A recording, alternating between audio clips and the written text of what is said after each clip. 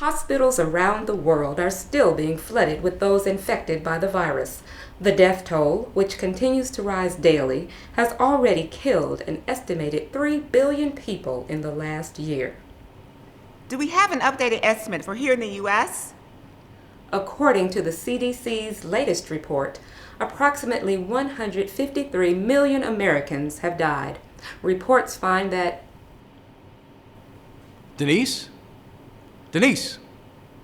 I believe we lost her. That was Denise Harding reporting live at the Carrington Grace Clinic, which is still open. The CD, it seems I've gotten something caught in my throat. Excuse me.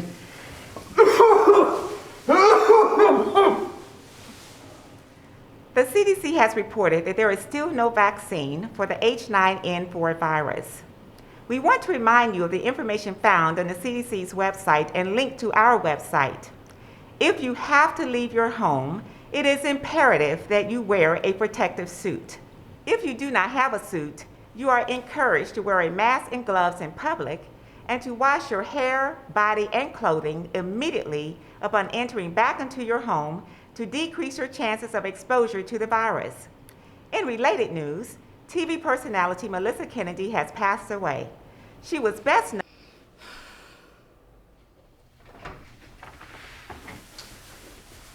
I'll ask Nurse Baker to bring you some nasal spray for the congestion.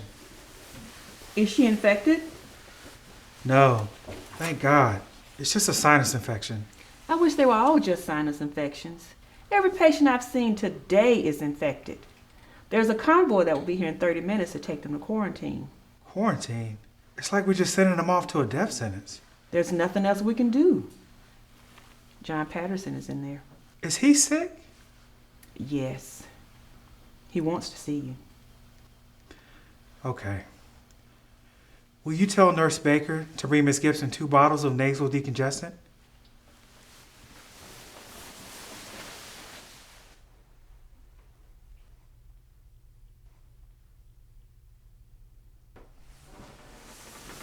John! Dr. Anthony.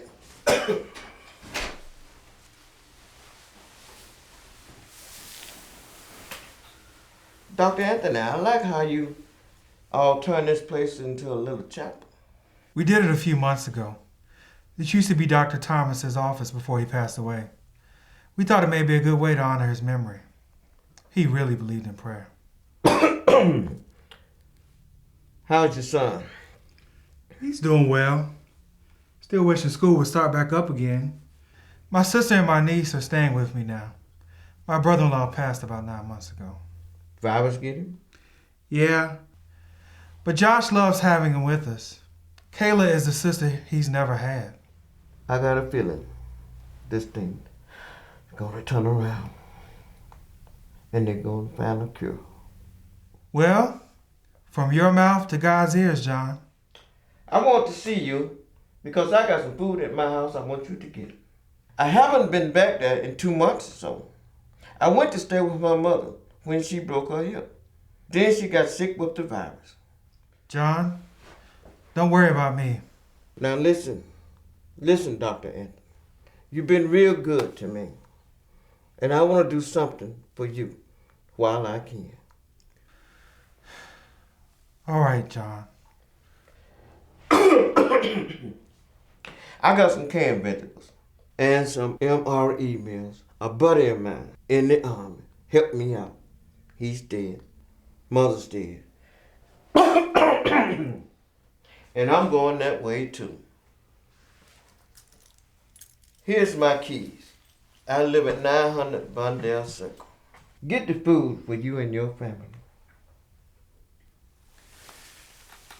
Thank you, John. I'm going to try to find a room for you to rest in until the convoy arrives. Dr. Anthony, see you on the other side. See you on the other side, John. They sitting here, they're sick, they're tired. They want to get well just like you're well. They got families they want to go home to. I mean, I'm saying it's just not fair. Everybody needs a suit. See? Here comes another one with a suit on. Why all y'all got suits on? I mean, look around this room. Do you see a lot of people here with suits on? Hey, you, get away from that phone that comes from around that desk. Don't you move either. Why don't you put the gun down, sir? This isn't helping anybody. These people in here with these crappy $2 masks on, they don't really helping anybody. That's why the poor people keep getting sick and dying. All the rich people got suits. Y'all probably already got a vaccine. As a matter of fact, why aren't you sick? There's no vaccine, and we're trying to order more suits. Yeah, that's what I keep hearing, is that we're ordering more suits. The only way to get a suit is to take a suit. As a matter of fact, give me your suit. What? Man, you heard me. Give me your suit. All right, if you just let Dr. Sanders go. When I get my vaccine in my suit, I will. You can have my suit, and we don't have a vaccine because there is no vaccine. Stop lying. This is a clinic, not a pharmacy. We don't have it. Are you telling me the truth? Yes. Well, all right, well, give me the suit then. Hurry up. Get out the suit. I'm sorry I had to be this way.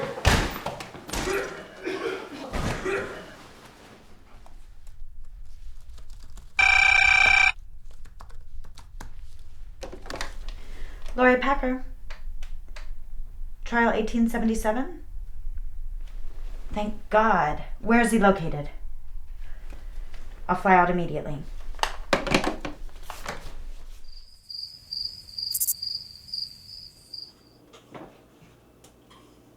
You know pushing it around won't make it disappear. I wish I had a dog. He can eat your lima beans. Lima beans, baby. Don't talk with your mouth full. I'm imagining that these lima beans are mashed potatoes with cheese. Ooh, that's my favorite.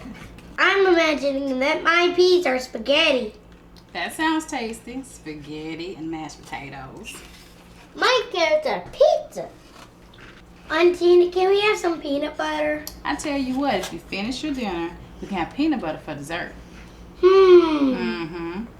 Okay, okay.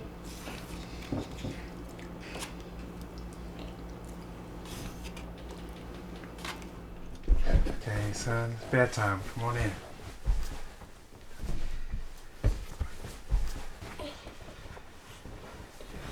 Okay. So which story do you want me to read tonight? Can I hear the one about you and Mommy? You've heard that one 1,000 times. Can I hear it again, please? All right. Let's see. How should I start this one off? Once upon a time.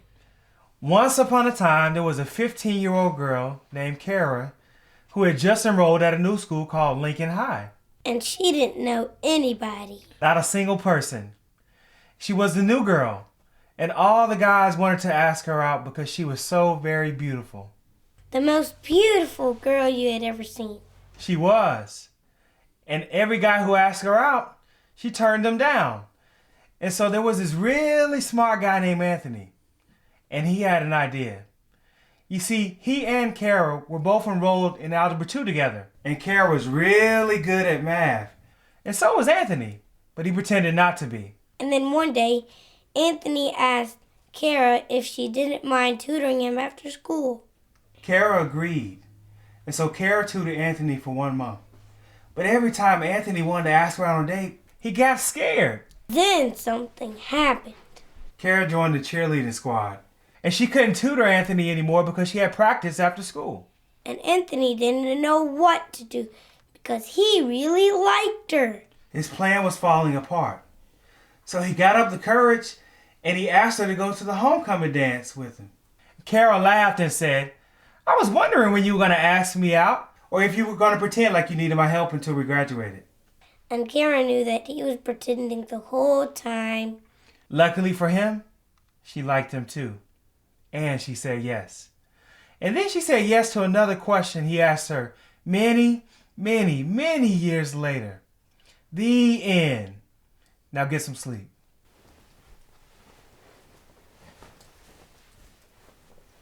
Who is it?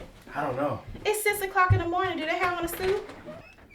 Dr. Anthony Waters. I'm Dr. Lori Packer with the U.S. Department of Health and Human Services. This is Dr. Stevenson with the Center for Disease Control. May we come in? What is this about? The virus, Mr. Waters. We came across a startling discovery regarding your family.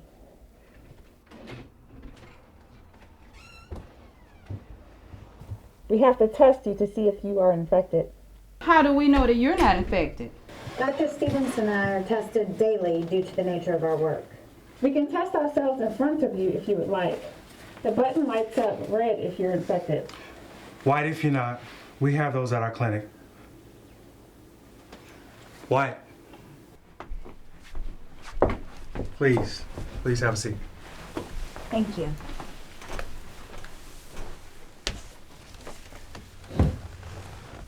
About 6 months ago, Amherst Laboratories was burglarized. The assailants thought that no one was there, but Dr. Amherst was. He was killed, and his laboratory was set on fire.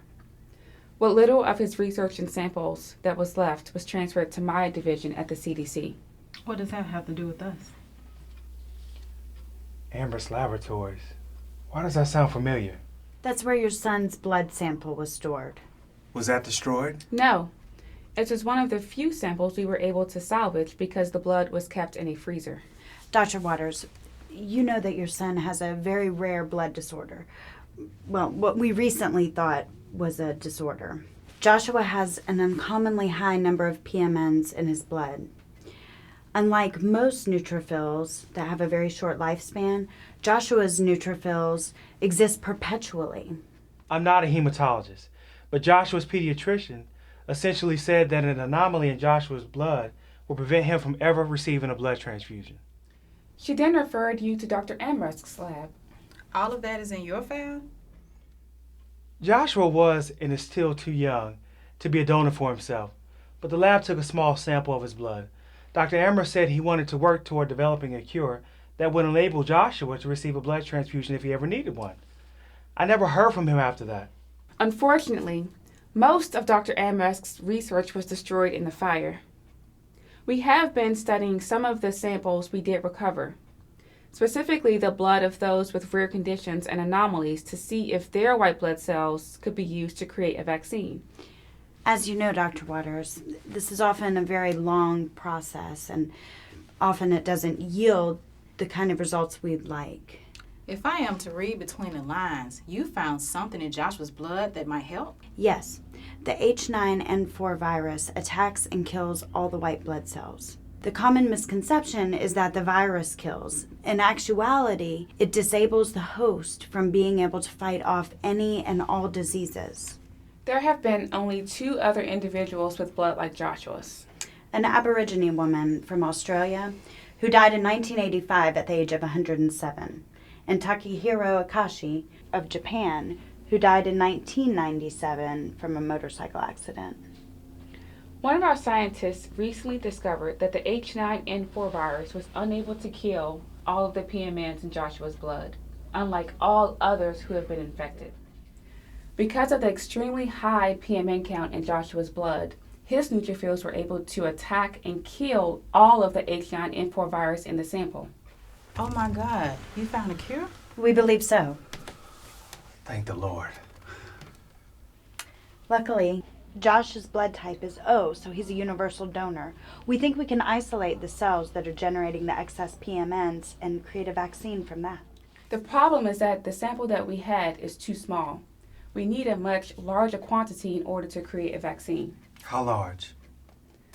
1 pint of blood would be enough to create a vaccine for 1 billion people. Joshua cannot donate that amount. No child his size can. Dr. Stevenson, you know that. Dr. Waters, 3 pints of blood would be enough to generate the vaccine for the entire world. All of his blood? How is that possible? Joshua can't receive a blood transfusion from anyone. How can he donate 3 pints of his blood and live? He can't. So then you haven't found a cure. I realize what we're asking you to do is something that... Dr. Waters, there's no easy way to say this. Your son's sacrifice will Excuse me? My son's sacrifice? My son has not and will not be making a sacrifice like this. Please, consider the ramifications. You need to leave. Please consider allowing us to make I said you need to leave. How dare you ask us to kill this baby so that you could save yourselves? It's not a matter of if we will die, it's a matter of when we will all die with this virus. Dr. Waters, your son is the only one immune to it. I'm not going to say this again. You need to leave.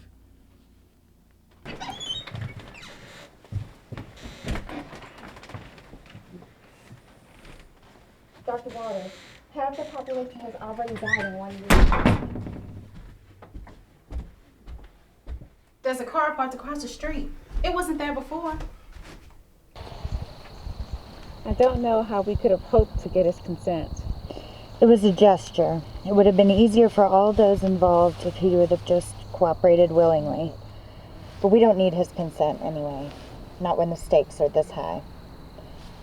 Watch them. Do not let them take the child out at any time. She just said something to the person in that car. Wake the kids up. Start packing the bag. We said no. They can't make us do it. Tina, are you serious? This is the U.S. government we're talking about. My son's blood is the only possible cure on the table. My no won't protect my son. They will be back, and I don't know how soon. We need to pack a bag now and get out of here. They haven't moved. I think they're watching us. I need to think. God, help me. All right. I'm going to leave alone. I'll tell them I'm going to the clinic like I do every day. I'll need your suit to keep up appearances. I want you and the kids to go out the back door and meet me on the next street over. Anthony, I'm scared. I'm scared too. Wake the kids up. Don't scare them. Just tell them we're going on a little adventure. Okay.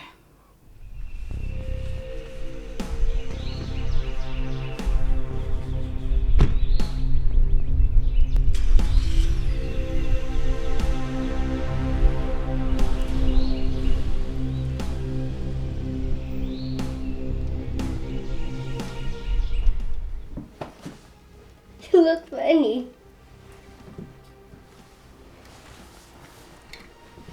Hi, Mrs. Bowen. Hi, this is Tina from next door. I'm fine, thank you. I need you to look out of your front window.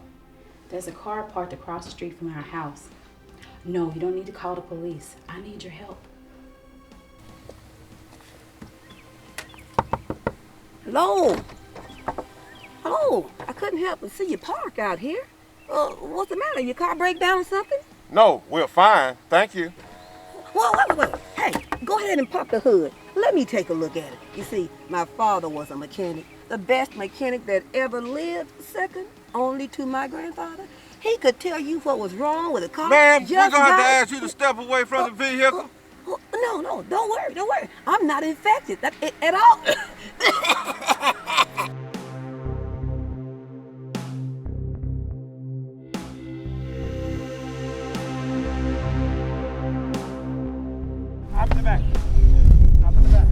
Daddy, this adventure's fun. Are we going camping next? No, just a little trip. Hop in.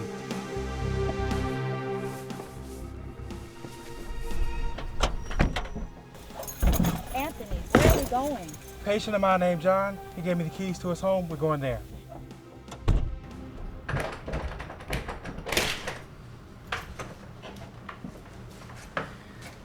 Wow, this is the castle. There are stairs. The towers where the dragon is keeping the princess. Don't run. I hope there's enough food. I was only able to fit a few things in the bag. The dining room is here, so the kitchen should be right over there. He said he had plenty of food.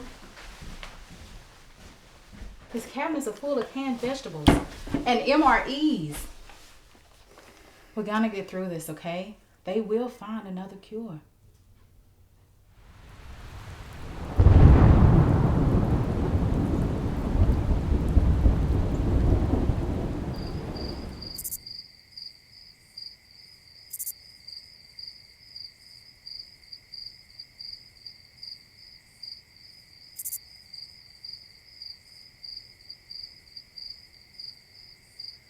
Abba, Father, everything is possible for you.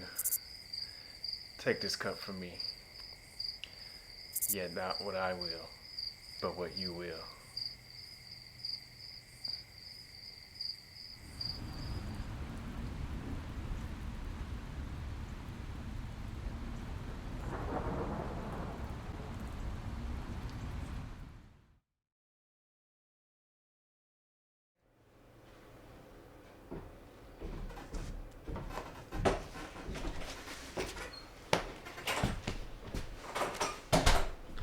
What's wrong? No one stole your suit, did they? No, I left it down in the basement. I couldn't find any gas. Both of the gas stations nearby were closed. I thought about going further down, but I was scared I may run out of gas. And I can't go to the base. You don't think they notified them, do you? They could have given them my name. They check everybody's ID before they give out food or gas. I can't take the chance of getting caught. Well, how long before the generator runs out of gas? If we cut back, use electricity only when absolutely necessary, then maybe a week. We're starting to run low on water, too. I counted 6 gallons left. Okay, I'll figure out something. Maybe we can call Mrs. Bowen, or maybe Sheila can get some supplies for us. Maybe. I need to find a working payphone so I can call them. I don't trust using ours anymore.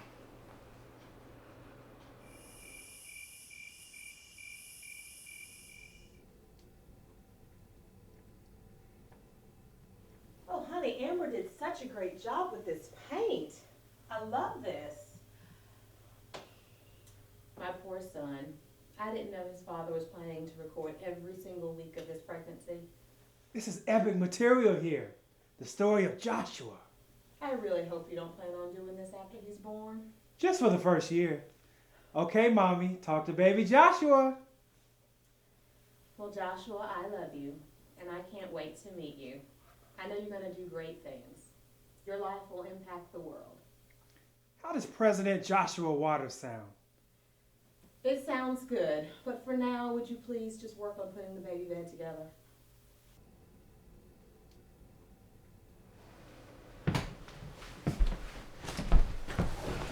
Tony. Yeah. Did you sleep? No. Just been thinking and praying. You've been gone about a month now of no sleep. I'm worried about you. You know, we grew up reading about the great ones in the Bible. Abraham, Moses, Paul. You read about the sacrifices they made. You admire their strength, but you never want to be in their league. Tell me. If it had been me, if they could have used my blood, anything so they can save my son and my family. But my son, my boy. Tony, no. They'll find another way. I love him more than anyone, more than my life. So I never knew that God would ask me to make this kind of sacrifice. But didn't he do the same thing? But you're not God. No, I'm not. If you think about what God did through Jesus, you think about how great his love was for us, I'll let everybody die if it means my son can live. I've been trying to justify that ever since we got here, but I can't. But how is it fair that he has to die so a whole bunch of people who we don't even know will live? There's nothing about this that is fair. And I didn't think it was fair that I had to lose my wife when she was giving birth to Josh. And I'm not sure if it's fair that I should have been given such a good wife. But I'm so glad that I was. And I am so glad that I had all these years with Josh. Please don't do this, Tony.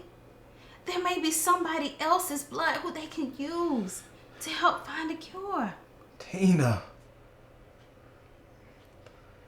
Josh and I used to go to this park a lot before the virus broke out. I'm going to take my son to the park today. He'll love that. I want him to enjoy today. No mask, no gloves. And I'm just going to enjoy my son. Then, I'll say goodbye.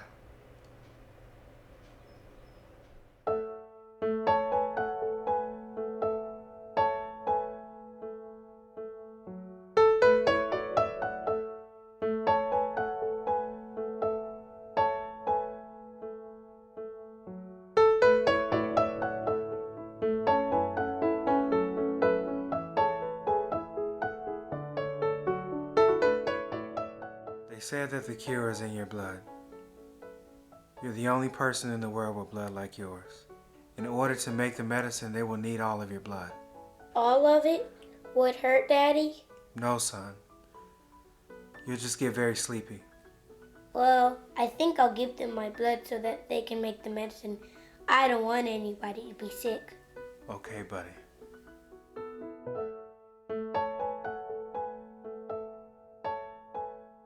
Thank you for that report. I'm looking forward to those warm temperatures. Me too. Sounds like it's going to be a good weekend to spend some time outside. That's for sure. And in other news, today marks the 1-year anniversary of the death of Joshua Waters, the young child whose blood was used to provide a vaccine for the H9N4 virus, a vaccine which has helped over 3.5 billion people worldwide. Several parades and festivals in his honor will be hosted around the world as people come together to celebrate the life and sacrifice of Joshua Waters. Festivities begin tomorrow and proceed through the month. We all owe our lives to him. A very special young man.